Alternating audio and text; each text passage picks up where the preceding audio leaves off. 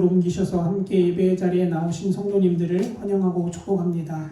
오늘도 하나님께서 우리에게 허락하신 말씀을 함께 나눌 때에 여러분, 제가 선포하는 말씀이 능력이 있는 것이 아니라 여러분 안에 역사하시는 성령께서 그 말씀을 다시 한번 여러분에게 깨닫게 해주시고 여러분에게 들려주실 때에 여러분의 삶에 놀라운 역사가 있는 귀하고 복된 날이 되기를 간절히 축원합니다. 오늘 다니엘서 9장 20절에서 24절 말씀을 가지고 너 하나님의 은총을 입은 자여 라는 말씀 제목으로 우리 함께 하나님의 말씀을 나누는 시간 갖도록 하겠습니다.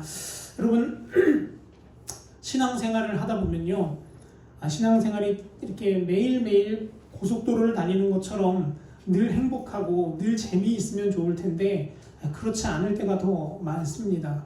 고통의 때가 더 많고요, 더 엎드려져서 기도할 수밖에 없는 그런 환난을 경험할 때가 상당히 많이 있어요. 예수 믿으면 좀 안 아프던데도 좀 안 아파져야 되고, 예수 믿으면 20평대의 집에 살던 사람이 좀 30평, 40평으로 집을 옮기면 좋겠는데 여러분, 예수 믿는다고 그런 일들이 잘 일어나지는 않습니다. 그런데 여러분, 중요한 것은요, 신앙생활은 그런 것을 목적으로 해서 하는 게 아니라는 걸 우리가 먼저 깨달아야 한다는 거죠. 여러분, 신앙생활은 왜 하는 겁니까? 여러분, 우리가 왜 교회 나와서 예배드리고 기도하고 말씀을 듣습니까? 그 이유는 아주 간단합니다. 아주 간단해요. 그게 뭐냐면 우리의 영생을 위해서 우리는 그 삶을 사는 겁니다. 우리의 영혼의 영원한 구원을 위해서 우리는 그 때를 위해서 살아가기에 우리가 그렇게 신앙생활을 하는 거예요. 근데 여러분, 신앙생활을 할 때 대충 그냥 이렇게 저렇게 하다 보면 되겠지라는 마음을 가지고서는 신앙생활을 제대로 할 수 없어요. 신앙생활을 제대로 하려면 어떤 마음을 가져야 되냐면 정신을 똑바로 차리자, 내가 오늘도 깨어있자 라는 마음을 품고 신앙생활을 하지 않으면 우리는 가다가 넘어지게 됩니다. 왜 그렇습니까? 우리의 육신뿐만 아니라 세상, 그리고 가장 우리를 공격하는 사단 마귀가 우리가 신앙생활을 바르게 하지 못하게 하기 위해서 오늘도 불철주야 뛰어다니고 있기 때문에 그래요. 여러분, 말씀을 기억하시면 돼요. 여러분, 우리는요, 성경 말씀에 뭐라고 나오냐면 우는 사자와 같이 사단이 뛰어다니며 먹잇감을 찾는다고 말해요. 근데 여러분, 얼마나 많은 사람들이, 얼마나 많은 그리스도인들이 그렇게 우는 사자와 같이 사단은 그렇게 뛰어다니면서 우리를 노리고 있는데 우리는 어떻게 하고 있어요? 우리는 그냥 주저앉아 있을 때가 있고요, 우리는 한탄하고 있으며 고통스러워할 때가 얼마나 많은지 모릅니다. 사랑하는 성도 여러분, 깨어나시기를 축복합니다. 여러분, 사단은요, 우는 사자와 같이 지금도 뛰어다닌다고 우리에게 말하는 거예요. 그러면 우리는 최소한 어떻게 해야 돼요? 우리도 신앙생활을 걸어다니지 말고 뛰어다니는 사람은 되어야 하지 않겠습니까? 근데 여러분, 많은 사람들이 이런 생각을 합니다. 목사님, 교회 다니면 예수님 입으로 고백하면 귀신이, 마귀가, 사단이 우리를 못 공격하는 거 아닙니까? 저 그렇게 배웠는데요. 여러분, 그런데요, 마귀는요, 교인을 무서워하지 않아요. 그럼 누구를 무서워하죠? 마귀는요, 거룩한 사람, 즉 성도를 무서워합니다. 교인을 무서워하는 게 아니라 진짜 거룩을 추구하는 사람인 성도를 무서워하는 거예요. 아니, 목사님, 그래도 제가 평생 신앙생활에서 직분을 받았는데요, 권사, 집사, 장로, 목사 정도면 마귀가 무서워하지 않겠습니까? 여러분, 마귀는 직분자를 무서워하지 않습니다. 마귀는 어떤 사람을 무서워하냐면 말씀대로 살아가는 사람을 두려워합니다. 여러분, 이걸 명확하게 구분하셔야 돼요. 내가 직분을 받았다, 아니면 내가 신앙생활을 몇 년 했다, 아니면 내가 목사다, 이런 게 중요한 게 아니라 내가 정말 거룩한 성도인가? 내 입이 정말 거룩한가? 내 삶이, 내 손길이 정말 하나님을 닮아가고 있는가? 그것을 통해서 우리를 살피는 것이 진짜 신앙생활이라는 겁니다. 제가 초반 서두부터 왜 이런 이야기를 하냐면, 여러분, 오늘 읽은 본문 말씀을 보면 우리가 다니엘서를 읽었습니다. 이 다니엘서 말씀을 보면 다리오 왕이라는 왕이 재임하는 중에 이 다니엘이 총리에 등극을 하게 된다는 겁니다. 근데 여러분, 이 총리에 등극해서 이 나라를 변화시키고 하나님의 사람으로 쓰임받았던 다니엘이 누군가에게는 눈에 가시 같은 존재였어요. 그게 누군가 하면 바로 사단 마귀였어요. 사단 마귀에게 다니엘은 정말 성가신 존재입니다. 이 사람은요, 가만히 냅두면 뭐해요? 기도하고 말씀 읽고 말씀대로 살고 막 이런 사람이 되는 거예요. 그러니까 그 사람을 통해 영향력을 받은 사람이 자꾸 늘어가니까 어떻게 보면 이 다니엘은 이렇게 표현하면 좋을 것 같아요. 지옥을 흔들어 놓는 사람, 뭐 이렇게 표현하면 좋을 것 같아요. 이 다니엘이 기도하면 악한 영들이 활동을 더 많이 할 수밖에 없어요. 왜냐? 그 다니엘을 통해 변화되는 사람이 생기고요, 살아나는 사람이 생기고요, 회복되는 사람이 생기니까 더욱더 열심히 악한 영들은 활동을 한다는 거죠. 여러분 얼마나 열심히 활동을 했는지 아세요? 성경을 보니까요, 이 사단들이 다니엘 하나를 죽이려고 나라에 뭐를 바꾸냐면 정책을 바꿔버립니다.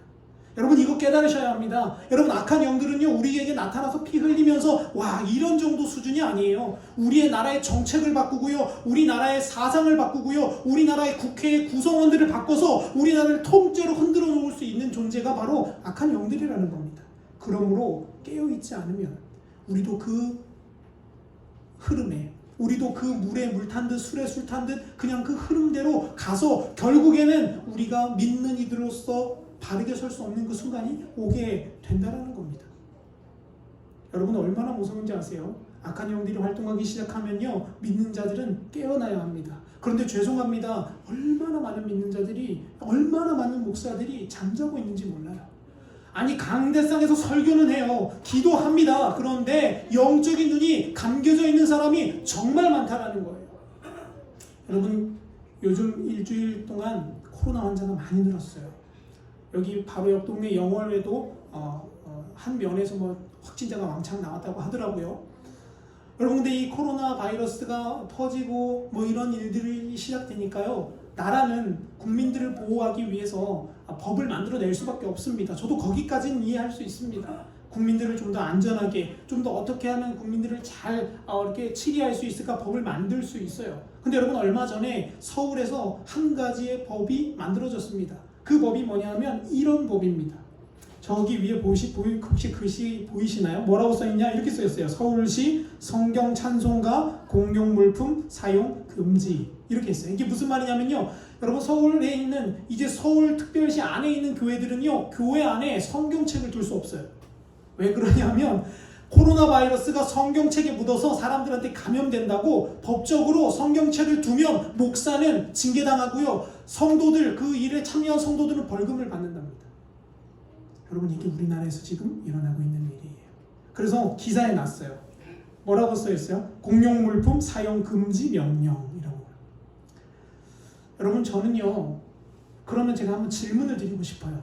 여러분 그럼 교회에서 공용으로 쓰는 성경책에는 바이러스가 묻어서 다른 사람한테 전파된다고 한다면, 그럼 여러분 우리가 하루에도 매일매일 가는 마트에 있는 카트에는 세균이 없을까요?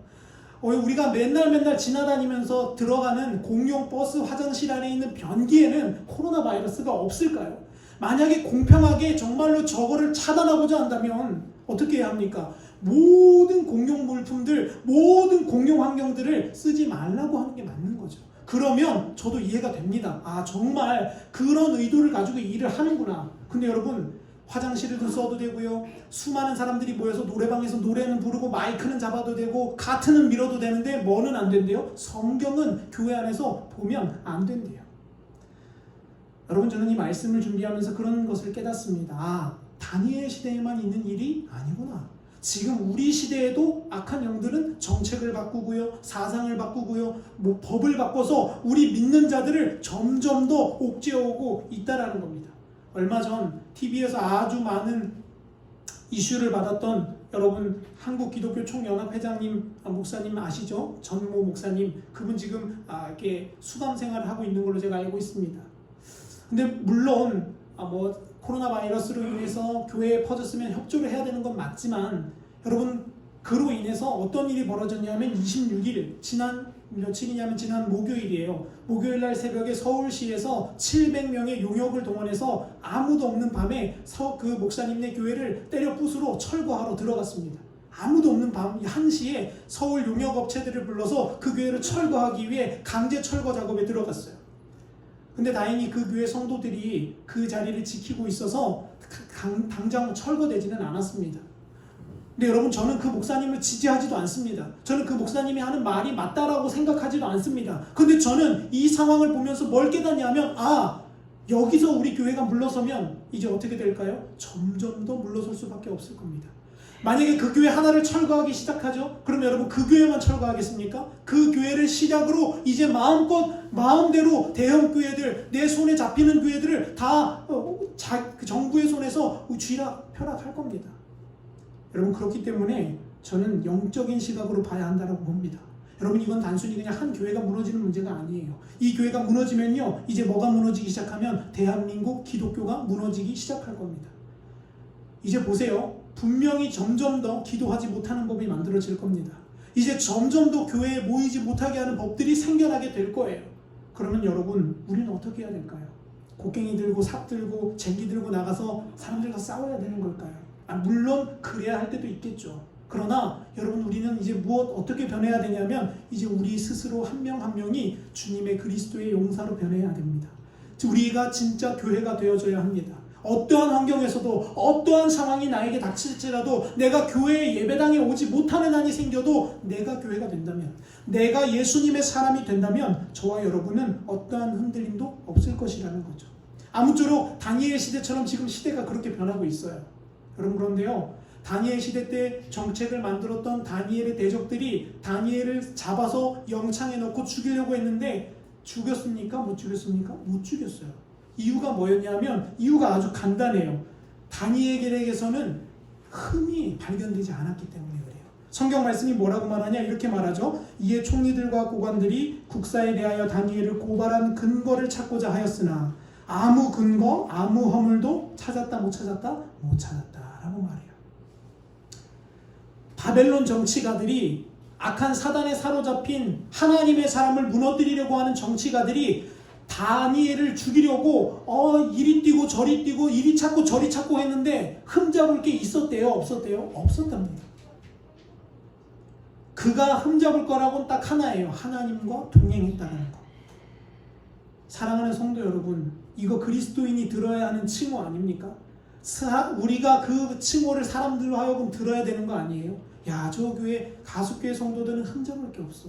진짜 예수님이 살아계시는가 봐. 저 사람들의 말부터 행동부터 사는 삶까지 정말 저 사람들을 보면 나는 예수 안 믿지만 저 사람은 인정할 수 있어 라고 할 정도로 우리가 그런 사람이 되어야 한다는 거예요.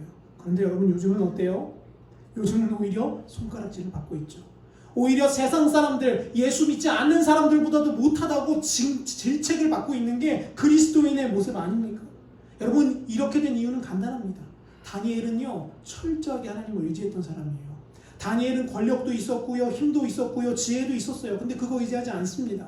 삶을 살아갈 때에 오늘 하루를 열 때에 다니엘이 의지했던 건 뭡니까? 기도와 말씀으로 하나님을 의지했어요. 여러분 그렇게 완벽했던 다니엘도 기도했다면, 말씀을 의지했다면 여러분 연약한 우리는 어떻겠습니까? 연약한 여기 있는 안인환 목사는 어떨까요? 더 하나님을 의지해야 하고 더 주님을 붙들어야 하지 않겠습니까? 아무쪼록 이 다니엘 시대 때 다니엘이 그렇게 흠이 없었으므로 그 대적자들이 고발할 수가 없었습니다. 그런데 여러분 생각을 해보니까요, 그때 당시에 다니엘을 무너뜨릴 수 있는 방법은 딱 하나였어요. 그 사람들은 그 방법을 깨달았습니다. 그게 뭐였냐면 기도를 멈추게 하는 거였어요. 기도하지 못하게 만드는 거예요. 다니엘이 그렇게 승승장구하고 날마다 이길 수 있는 비결은 뭐였냐? 하나님 앞에 하루 3번 무릎 꿇고 기도했더라고 성경은 분명히 말해요. 그러니까 그 사람들도 이제 아는 거죠. 아, 다니엘이 뭐를 멈추면 된다? 기도를 멈추면 되겠구나. 여러분 우리를 유혹하는 사단도 그걸 압니다. 우리에게 뭘 뺏으면 돼요? 우리에게서 기도를 뺏으면 돼요. 우리에게 기도를 뺏어가고 원망을 넣어주면 됩니다. 그러면 교회를 따로 무너뜨릴 필요가 없어요. 그 사람이 알아서 교회를 무너뜨리거든요. 그 사람이 알아서 가정을 파괴하거든요. 여러분 그래서 악한 영들이 쓴 방법이 뭐였냐면 다니엘을 바쁘게 만드는 거예요. 여러분 사람이 바쁘면 뭐 할 시간이 없어요? 기도할 시간이 없어요. 신기해요. 바쁜데도 TV는 다 보고요, 바쁜데도 밥은 다 챙겨 먹잖아요. 근데 바쁘면 기도는 못해요. 아무쪼록 그래서 이 다니엘을 더 바쁘게 만들어버립니다. 어떻게 더 바쁘게 만들어버리냐? 그 당시 바벨론은 총 120개의 도로 구성되어져 있었습니다. 우리로 말하면 강원도, 경상도 이런 도가 120개가 있었어요. 그 120개를 다스리는 총리가 3명입니다. 그 총리 3명 중에서 누가 우두머리였냐? 바로 다니엘이었어요. 여러분 이게 바빠지는 게 좋은 일입니까? 안 좋은 일입니까? 안 좋은 일이에요. 영적으로 보면 사실은. 근데 다니엘을 그렇게 바쁘게 만들어 버립니다. 그렇게 할 일이 막 쌓이게 만들어 버려요. 집으로 막 일거리를 싸들고 갈 수밖에 없게 그 바벨론 정치가들이 다니엘에게 그렇게 만들어 버리는 거예요. 여러분, 요즘도 악한 영들은 우리를 그렇게 공격합니다. 바빠서 기도할 수 없다고요. 여러분, 직장인들은 뭐라고 말해요? 아침 일찍 일어나서 출근 전쟁하고 직장에서 일하고 돌아오면 몸이 지쳐서 기도 못합니다라고 말해요. 여러분, 가정에 있던 가정주부는 뭐라고 이야기할까요? 목사님, 애들 옷 입혀서 전쟁 치러서 학교 보내고 밥 먹이고 집 청소하고 빨래하고 집 정리하고 밥하면 누가 들어온대요? 남편이 들어와요. 이렇게 얘기해요. 그래서 바빠서 기도할 수 없어요. 여러분, 그게 잘못됐다라는 게 아니에요. 그 우리의 삶이 그렇죠. 근데 여러분, 우리가 그 와중에도 우리는 기억해야 된다는 거예요. 뭘 뺏기면 안 돼요? 기도를 빼앗기면 끝이구나. 기도를 빼앗기면 넘어지는구나. 여러분, 철학자 소렌 키에르 케가드라는 사람이 있어요. 이 사람이 뭐라는 말을 남겼냐? 이런 유명한 말을 남겼습니다. 그리스도인들에게 분주함은 마약이다. 이렇게 표현했어요. 그리스도인들이 분주해지고 바빠지면 결국 무너지게 되어져 있다. 이렇게 말합니다. 여러분, 사람들은 바빠질수록 그 이유가 무엇이 됐건 상관없이 바빠지면 바빠질수록 하나님에 대한 사랑이 식습니다. 여러분, 여러분의 삶을 한번 돌아보세요. 여러분, 하나님의 향한 친밀함과 기도가 언제 식습니까? 여러분, 아플 때 식지 않아요. 아플 때 오히려 더 하나님을 찾거든요. 언제 식냐 하면 평안하고 점점 더 누릴 것이 많아지고 또 어떻죠? 할 일이 많아졌을 때 우리는 넘어지게 된다는 거예요. 다니엘은 그러나 기도하는 상황을 기도가 없이는 살 수 없다는 것을 깨달았던 사람입니다. 그래서 더 많은 일이 자기에게 주어졌을 때 그 일로 인해서 다니엘은 더 기도했다라고 성경은 말하고 있어요. 여러분, 다 줄거리들 아시잖아요. 그렇게 기도를 하지 못하게 하려고 했는데도 다니엘이 계속 기도하니까 두 번째 방법을 쓰는 거예요. 그게 뭐냐면 정치적으로 정부의 법을 바꾸는 겁니다. 그래서 어떻게 하냐? 왕에게 찾아가서 이렇게 말하는 거예요. 왕이시여, 앞으로 30일 동안은 누구에게만 기도합시다? 왕에게만 기도합시다. 만약에 왕 이외에 다른 누구에게 기도하는 사람을 발견하면 그 사람은 어떻게 합니다? 사자굴에 넣습니다. 라고 말해요. 여러분, 그러니까 정치 지도자들이 참 똑똑해야 돼요. 참 지혜로워야 돼요. 이 다리오 왕은 어땠어요? 제가 보기엔 약간 좀 어리숙했던 것 같아요. 자기의 이름을 높여준다고 하니까 좋아서 그래 그럼 그렇게 하자라고 왕의 도장인 어인을 거기에 찍어줘 버려요. 여러분 다 아시다시피 어인이 찍힌 그 문서는 곧 법입니다. 지금에야 뭐 국회에서 서로 싸우고 법을 만들지만 그때 당시에는 왕이 가지고 있는 도장 하나만 찍히면 그게 꼭 법이 되는 거예요. 그래서 그날 이후로 법이 만들어졌습니다. 어떤 법인가 하면 30일 동안은 절대로 다른 사람에게 그 누구도 기도할 수 없다라는 거예요. 여러분, 그런데 다니엘은 기도했습니까? 안 했습니까? 다니엘은 그래도 기도하기 시작합니다.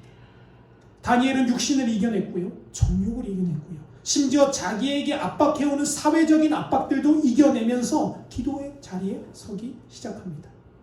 그래서 결국 다니엘은 어떻게 되냐면 하나님 손에 붙들려서 모든 상황을 종료시키고 승리하는 사람이 되게 되는 거죠. 여러분, 저는 이 말씀을 묵상하면서 한 가지 깨달았어요. 다니엘이 왜 그러면?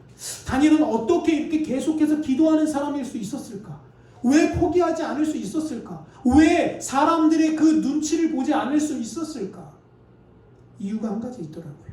다니엘은요, 예배에 성공하는 사람이었다는 거예요. 사랑하는 성도 여러분, 예배의 성공자가 진정 성공자가 되는 것입니다. 예배에서 성공할 때에 우리 기도에서도 성공할 수 있는 거예요. 여러분 오해하지 마세요. 예배에서 성공한다고 해서 뭐 사람이 많은 예배, 뭐 현란한 예배를 드리라는 게 아니라 여기서 말하는 예배는 개인의 삶의 예배를 의미하는 겁니다. 왜냐하면요, 다니엘이 살았던 바벨론 시대의 바벨론 땅에는 공식적인 예배가 없었기 때문에 그래요. 그러면 다니엘은 어디서 예배했습니까? 그의 가정에서 예배했고요, 그의 일터에서 예배했고요, 그의 삶에서 예배하기 시작하는 거예요. 그런데 그 예배가 끊이지 않고 하나님께 상달되어졌을 때 다니엘을 향해 하나님이 뭐라고 말씀하시냐? 오늘 읽은 본문 말씀 23절에서 다니엘에게 하나님이 이렇게 말씀을 주세요. 우리 한번 같이 앞에 있는 내용을 한번 읽어보겠습니다. 시작. 곧 내가 기도를 시작할 즈음에 명령이 내렸으므로 이제 내가 알리러 왔느니라. 너는 크게 은총을 입은 자라. 그런즉 너는 이 일을 생각하고 그 환상을 깨달을지니라. 아멘. 하나님이 다니엘에게 가브리엘 천사를 보내십니다. 그러면서 다니엘에게 뭐라고 일컬어 주시냐 이렇게 말해요. 오늘 설교 제목이에요. 너 하나님의 큰 은총을 받은 자요. 여러분, 다니엘의 별명이 뭐냐면 바로 오늘 설교 제목이에요. 너 하나님의 은총을 받은 자요. 여기서만 나오는 거 아니에요. 다니엘서 10장 11절에도 이렇게 나옵니다. 내게 이르되 큰 은총을 받은 사람 다니엘아 라고 하나님이 말씀하세요. 그리고 10장 19절에서도 이렇게 말씀하세요. 이르되 큰 은총을 받은 사람이여 두려워하지 말아라. 여러분, 다니엘 별명이 뭔지 아시겠어요? 다니엘 별명은요, 큰 은총을 받은 사람이었습니다. 이방인들도 다니엘을 보면서 뭐라고 말했냐? 야, 저 사람은 정말 은총을 받은 사람이구나. 뭔가 다르구나. 뭔가 저 사람은 믿는 구석이 있구나라고 말할 정도로 그렇게 다니엘은 하나님의 은총을 받았어요. 여러분도 그 하나님의 은총 가운데 살게 되시기를 간절히 축원합니다. 근데 여러분, 그게 그냥 가만히 앉아 있다고 해서 그냥 이루어지는 건 아니에요. 그냥 우리가 가만히 있다고 해서 하나님이 나에게 은총을 은혜를 부어주시는 거 아닙니다. 다니엘을 보세요. 하나님의 큰 은총을 입은 사람은 하루아침에 되는 게 아니에요. 매일매일의 참된 기도와 진지한 말씀 상고와 경건한 생활의 습관화를 통해서 그 영적인 내공이 쌓여졌을 때 어느 순간 하나님께서 우리를 너 하나님의 큰 은총을 받은 자여 라고 우리를 부르신다는 겁니다. 여러분, 미국에 보면 유명한 시인이 한 명 있습니다. 이렇게 생긴 분이에요. 이분 이름은요, 롱펠로우라는 시인이에요. 이 롱펠로우라는 시인이 아주 유명한 말을 남겼어요. 무슨 말을 남겼냐? 이런 말을 남겼습니다. 어느 분야에서든지 성공하고 뛰어나지고 두각을 나타내려면 그 사람은 갑자기 어느 날 도약해서 만들어지는 사람은 아닙니다. 그 사람은 남이 잘 때 잠자지 않고 피땀 흘리며 노력한 사람입니다. 이런 말을 남겼어요. 여러분, 맞는 것 같아요. 믿음도 그렇고요, 정치도 그렇고요, 목회도 그래요. 신앙생활도 그래요. 여러분, 뛰어난 두각을 나타내는 사람들 보면요, 노력하고 은혜를 받는 사람이 되는 겁니다. 여러분 보십시오. 남들처럼 TV 볼 거 다 보고 남들처럼 술 마실 거 다 마시고 여러분 대단한 성공자가 되는 사람은 없어요. 사업하는 거 하나만 보세요. 여러분, 벤처기업으로 성공한 사업가들을 보면요, 그들 하루에 3시간씩 잤답니다. 돈이 아까워서 매일매일 밥을 하루에 한 끼씩만 먹고 노력했어요. 그러다가 어느 기회에 맞닥뜨렸을 때 자신의 실력과 자신의 모든 걸 투자해서 성공을 이뤄내는 거예요. 여러분, 이거는 세상 예배만 그렇지 않습니다. 믿음 생활에도 똑같아요. 다니엘을 보세요. 다니엘은 이런 면으로서 성공한 사람이었습니다. 남들은 TV 볼 때, 술 마실 때 다니엘은 뭐 했을까요? 불을 꿇고 기도하는 거예요. 목사님, 다니엘이 술 마셨다, TV 봤다 얘기가 없는데 여러분 생각을 해보세요. 한 나라의 총리입니다. 총리면 가야 할 곳도 많고 먹어야 할 식사 자리도 많고요, 불러대는 곳도 많을 겁니다. 우리나라 총리만 돼도 보세요. 뭐 사건이 터지면 거기도 가야 하고 저기도 가야 하고 바쁘잖아요. 여러분, 그 와중에 다니엘은 기도했다는 거예요. 그 와중에 다니엘은 하나님의 사람으로서 개인적으로 영적인 재단을 쌓았다는 겁니다. 여러분, 그 영적인 개인의 예배가 성공했을 때 하나님은 다니엘을 하나님의 손에 붙드셨고 성공자로 불러주셨다는 거예요. 성공의 비결은 다른 곳에 있지 않습니다. 여러분, 목회도 성공의 비결은 저는 다른 곳에 있지 않다고 봐요. 성도가 많아지는 것 그거 성공 아닙니다. 죄송합니다. 여러분, 교회 재정이 늘어나는 거요, 그거 성공 아니에요. 진짜 성공은 뭐냐면요, 하나님과의 관계가 바르게 정립되는 거예요. 진짜 성공은요, 이 내 믿음과 신앙이 하나님의 기준에 합당한 사람이 되는 거예요. 그러고 나서 교회가 커지고요, 재정이 늘어나고요, 성도가 늘어나는 게 복이죠. 여러분, 참 안타까운 거, 놀라운 것 제가 하나 말씀드릴게요. 여러분, 목회를 하는데요, 제가 요즘 목회 선상에 나와서 이렇게 목사님들을 만나보잖아요. 그럼 참 신기한 일이 있어요. 여러분, 옛날에는요, 기도하고 말씀 보고 금식하고 철야하는 교회가 부흥했습니다. 근데 여러분, 요즘은 어떤 교회가 부흥하는지 아세요? 요즘은요, 이런 교회가 부흥하더라고요. 자기 자녀들한테 잘해주는 교회. 그래서 또 어떤 교회가 부흥하나 봤더니만 문화적으로 누릴 게 많은 교회. 그 교회 갔더니만 엄마도 교육받고 뭐 어디도 참여하고 뭐도 공짜로 뭐도 주고 이런 교회가 자동으로 부흥한대요.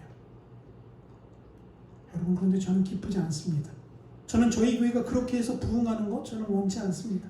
여러분, 진짜 부흥은요, 초점이 하나님께 갈 때 부흥되는 거예요. 진짜 부흥은요, 우리가 변화되는 게 부흥이지 사람이 늘어나는 게 부흥이 아니라는 걸 여러분 분명히 아셔야 됩니다. 한자만 봐도 그렇지 않습니까? 부자가 무슨 부자예요? 다시 부에 흥할 흥자로 제가 알고 있어요. 다시 흥해지는 거예요. 예전에 다 기도했던 그 기도가 다시 회복되는 걸 부흥이라고 하는 거예요. 사람이 늘어나는 게 아니라, 머릿수가 채워지는 게 아니라, 옛날에 뜨거웠던 나의 영성이 다시 살아나는 거예요. 내가 무릎 꿇고 그렇게 하나님 앞에 통곡하며 울었던 그 눈물이 내 눈에 다시 회복되는 것, 그게 부흥이라는 겁니다. 사랑하는 성도 여러분, 저와 여러분은 그런 부흥을 경험하게 되시기를 간절히 축원합니다. 여러분, 그러기 위해서는 우리의 기준이 바뀌어야 돼요. 우리의 기준이 하나님 기준으로 변화돼야 돼요. 네, 뭐 이런 것 저런 것 세상에 흔들리지 마세요. 세상은 뭐라고 얘기하냐? 늘 세상은 우리에게 말도 안 되는 거리들로 우리를 넘어뜨려요. 말도 안 되는 그런 이유들로 우리를 유혹한다고요. 근데 여러분, 믿음이 굳건한 사람은 어떤 사람이냐? 하나님께 기준을 두는 거예요. 하나님이 아니라고 하면 아닌 겁니다. 하나님이 맞다고 하면 그건 어떠한 일이 있어도 맞는 거예요. 근데 여러분, 요즘 우리 그런 거 그렇게 주장하잖아요. 이제 그러면 뭐가 오냐? 이제는 핍박이 올 거예요. 이제는 옛날처럼 그래 당신 잘한다, 당신 힘내세요, 이런 메시지보다는 야, 다른 교회들은 다 잘하는데 왜 굳이 왜 그러냐.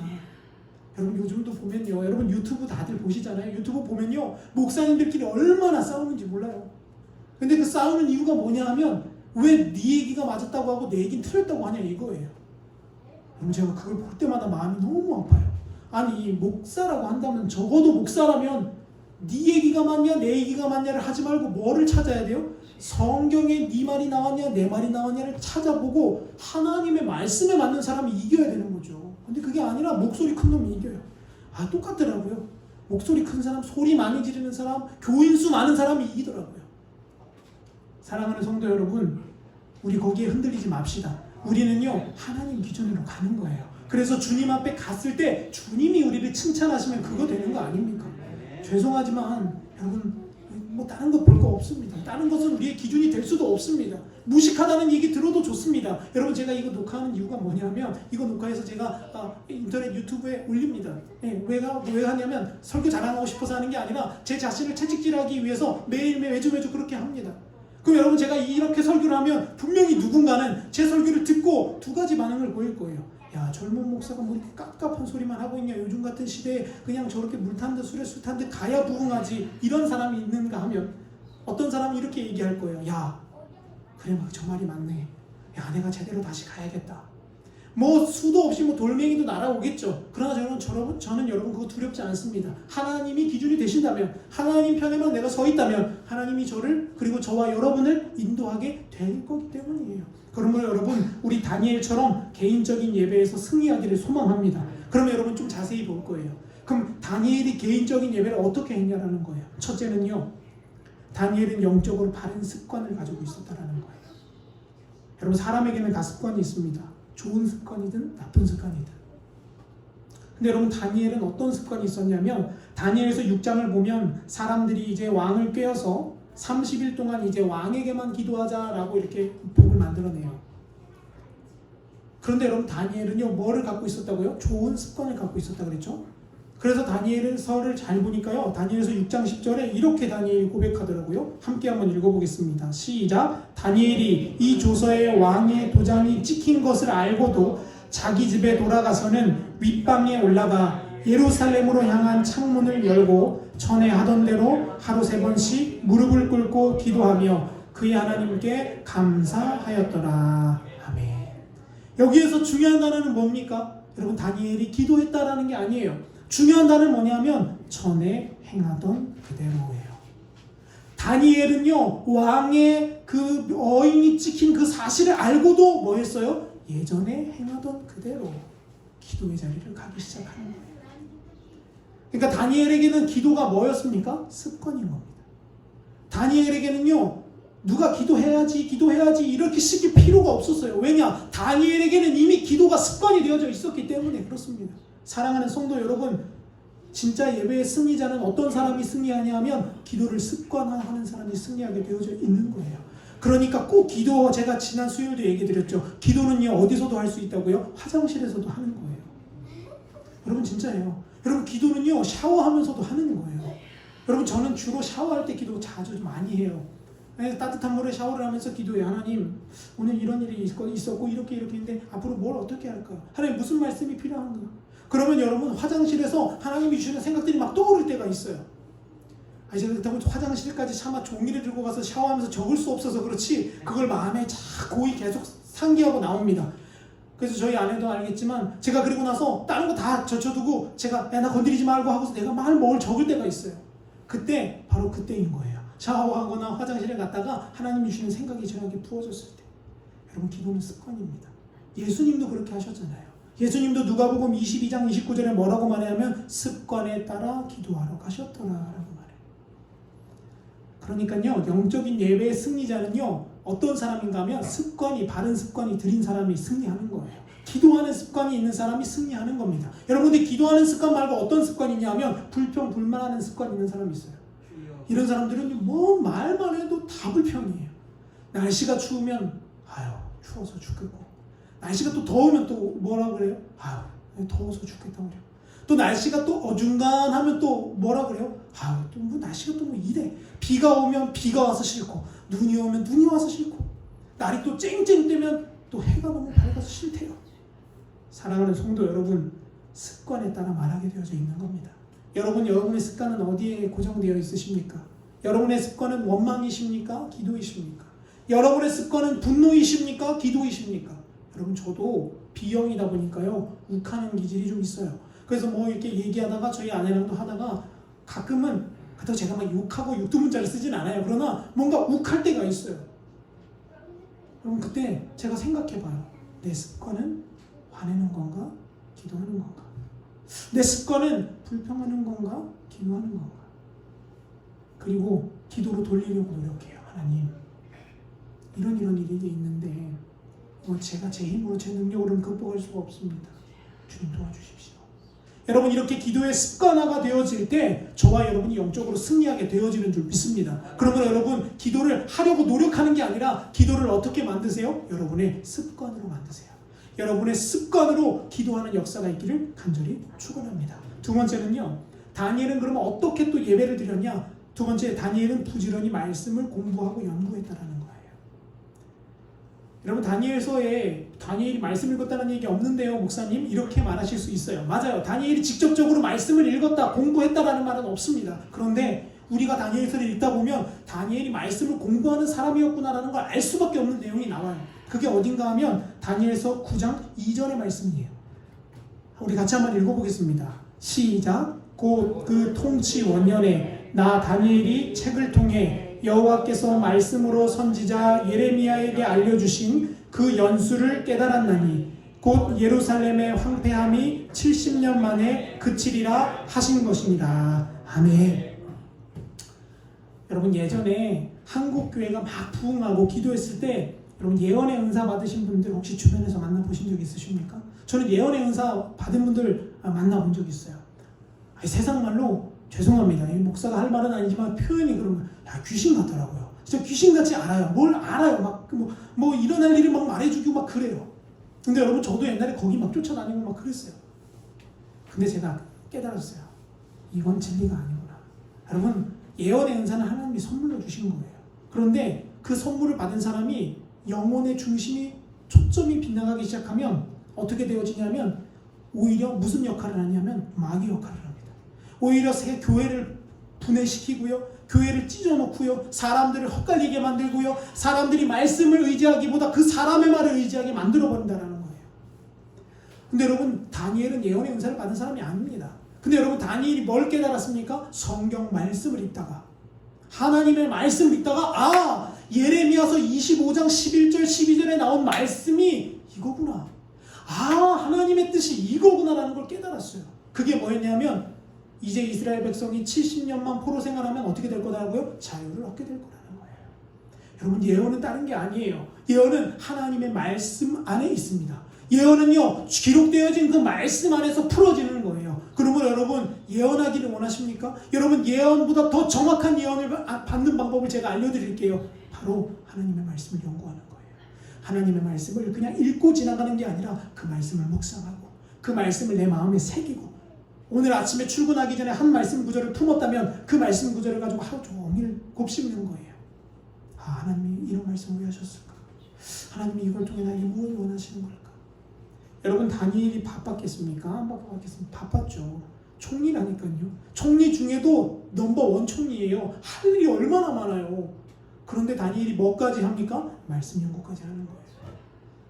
여러분, 제 설교가 여러분에게 부담이 되시면 안 돼요. 목사님, 그럼 이제 오늘부터 말씀 펴놓고 연구하라는 건가? 그게 아니라 제 말의 핵심은 뭐냐면 하나님의 말씀을 그만큼 가까이 하고 매일매일 그 말씀을 묵상하시라는 거예요. 읽으라는 게 아니라 묵상하시라는 걸 말씀드리는 거예요. 여러분, 이런 성도님들이 있더라고요. 목사님, 저 성경 70독 했어요. 여러분, 목사인 저에게 그런 얘기를 하는 이유가 뭘까요? 저는 그 이유는 딱 한 가지라고 봅니다. 자랑하고 싶은 거예요. 목사님, 저 성경 70독 했어요. 그 얘기인 즉슨 목사님은 그럼 성경 얼마나 읽었나요? 이거랑 똑같다고 저는 봐요. 여러분, 진짜 성경을 70독 한 사람은 겸손해집니다. 진짜 하나님의 말씀을 붙든 사람은요, 그런 자랑하는 말 하지 않아요. 그 누가 뭐라 그래도 그냥 겸손하게 하나님 앞에 하나님만 아시는 것, 그것을 인정하며 기뻐하는 사람입니다. 근데 여러분, 다니엘은 어때요? 다니엘은 그렇게 바쁜 그 정치 가운데에서도 하나님의 말씀을 묵상합니다. 그리고 그 말씀을 묵상하다가 하나님이 깨닫게 해주시는 거예요. 이랬구나. 내가 이렇게 이런 일들이 이랬었구나. 앞으로 이스라엘의 미래가 이렇구나 라는 걸 깨닫게 해주시는 거예요. 여러분도 여러분의 미래가 궁금하십니까? 여러분의 가정이 어떻게 될지 궁금하세요? 걱정하지 마세요. 여러분, 말씀 가운데 다 있습니다. 말씀 가운데 여러분의 자녀의 미래가 있습니다. 말씀 가운데 여러분의 인생에 해답이 있습니다. 여러분, 이건 저에게도 마찬가지예요. 이 말씀 가운데 제 목회의 답이 다 있어요. 저도 알고 있어요. 제가 무릎 꿇고 기도하면 하나님이 저를 도와주시는 거예요. 그런데 그게 말씀에 써있지만 제가 무릎 꿇지 않는다면, 제가 하나님 앞에 엎드리지 않는다면 그 일은 저에게 일어나지 않듯 여러분도 똑같은 겁니다. 그러므로 여러분, 부지런히 말씀을 연구하는 역사가 있기를 소망합니다. 부지런히 말씀 앞에 서는 역사가 있기를 간절히 축원합니다. 그러면 여러분, 다니엘이 말씀을 연구했다는 두 번째 증거는 뭡니까? 두 번째 증거는 아주 간단합니다. 다니엘이 했던 기도를 잘 보면요, 죄다 성경 구절들이 등장한다는 거예요. 사람은 들은 말을 말하게 되어져 있습니다. 그래서 여러분, 예전에 왜 그 맹자 어머니가 이사를 다녔죠. 3번이나요. 맹자를 장례식장 옆에 갖다 놓으니까 맹자가 맨날 뭐 하고 놀아요? 아이고, 이제 맨날 그 노래를 부르고 노는 거예요. 안 되겠다 싶어서 시장 바닥 옆에 갔다가 이사를 했더니만 맨날 뭐 해요? 골라 2,000원 3,000원 맨날 그러고 돌아다니는 거예요. 그래서 안 되겠다 싶어서 어디 옆으로 갖다 놓는 거예요? 서당 옆에 갖다 놨어요. 그러니까 맹자가 뭐 하기 시작하는 거예요? 하늘천 따지 땅 외우고 다니기 시작해요. 이건 무슨 의미냐면 들은 대로 말하게 되어져 있는 거예요. 여러분, 그러면 다니엘의 말을 잘 보십시오. 다니엘의 말은 무슨 말로 가득 채워져 있냐? 말씀에서 말씀으로 연결되어져 있는 고리들만 가지고 있어요. 결국 그러면 다니엘은 뭐에 푹 잠긴 사람이었냐? 말씀에 푹 잠긴 사람이었다는 거죠. 유명한 스펄전 목사님이라는 목사님이 이런 말씀을 남기셨습니다. 다니엘의 모든 기도의 언어를 보면 성경의 언어로 푹 잠겨 있습니다. 이렇게 썼어요. 그리고 여러분, 칼빈이라는 신학자는 이런 말을 썼어요. 다니엘은 꿈을 해석하는 능력을 가진 사람이었지만 그는 기록된 성경을 무시할 만큼 교만하지는 않았습니다. 이렇게 말해요. 여러분, 저희 설교 준비하면서 이 말이 참 마음에 와닿더라고요. 맞다. 내가 어떠한 은사, 내가 어떠한 능력, 내가 얼마나 뛰어난 재능을 갖고 있을지라도 하나님의 말씀 밖으로 나아가는 그런 행동은 뭐라고요? 교만이라는 거예요. 목사인 저도 똑같습니다. 사랑하는 성도 여러분, 다니엘의 신앙은 개인 예배의 승리자가 되어졌을 때 하나님이 그의 손을 붙드셨습니다. 하나님이 그의 인생을 붙드셨습니다. 그리고 주님이 이렇게 불러주셨어요. 너 하나님의 은총을 받은 자여. 여러분, 오늘 가수교회 예배한 모든 성도님들 가운데에 하나님께서 이렇게 여러분을 불러주셨으면 좋겠어요. 너 하나님의 큰 은총을 받은 자요. 그러기 위해서 여러분 우리 그냥 가만히 앉아있는 게 아니라 다니엘처럼 기도하는 습관을 들이시기를 간절히 축원하고요. 말씀을 묵상하되 말씀을 읽되 그냥 읽고 지나가는 거에 그 중요성을 두는 게 아니라 그 말씀과 씨름하는 거예요. 여러분 제가 존경하는 한 목사님이 그런 이야기를 저에게 해주셨어요. 한 목사는 성경을 어떻게 얼마씩 읽나? 그래서 제가 목사님 뭐 이렇게 설교 준비하면서 읽고 이렇게 매일매일 읽죠. 그러면 한 번 읽을 때 한 장에 몇 분 걸리나? 이런 이야기 예전에 한 번 하셨어요. 그래서 제가 여러분 한 장 읽어보면 그냥 읽으면 한 뭐 아무리 늦어도 5분, 뭐 10분, 긴 거 뭐 10분 걸려요. 근데 목사님이 그렇게 얘기하시는 거예요. 나는 성경 한 장을 4시간 동안 읽네. 이렇게 말하는 거예요. 아니 목사님 글을 모르세요? 제가 이렇게 여쭤볼 수도 없고 4시간 동안 읽는다고 할 때만 목사님이 이렇게 얘기하시는 거예요. 목사, 그때는 제가 전도사였어요. 안전도사. 성경은 읽고 지나가는 게 있는 게 아니야. 그곳에서 하나님이 나에게 무엇을 말씀하시는지, 그곳에서 하나님이 오늘 나에게 무엇을 원하시는지를 발견할 때까지 그 말씀을 또 읽고 또 읽고 또 묵상하고 또 연구하면 한 장 읽다 보면 4시간이 지난대요. 야, 제가 그 말을 듣고 참 두 손 두 발이 다 들었어요. 아, 목사는 저렇게 성경을 봐야 되는 거구나. 사랑하는 성도 여러분, 여러분들은 그래도 목회자는 아니니까 4시간까지는 요청하지 않습니다. 여러분 말씀 가운데 그 말씀에 푹 잠기는 역사가 있기를 축복합니다. 그러면 그 말씀이 저와 여러분을 이렇게 세울 거예요. 그리고 하나님이 저와 여러분에게 이렇게 말씀하실 겁니다. 너 하나님의 큰 은총을 받은 자요. 저도 여러분도 그런 영적인 별명을 받게 되는 역사가 있기를 간절히 축원합니다. 그래서 하나님 이 시대 가운데 점점 더 믿음 생활하기 어려울 때에 여러분 하나님의 마음에 잠언서에 보면요, 하나님의 마음에 시원한 냉수 한 잔과 같은 사람이라는 표현이 있어요. 저도 그런 사람 되고 여러분도 그런 사람 다 되시기를 간절히 축원합니다.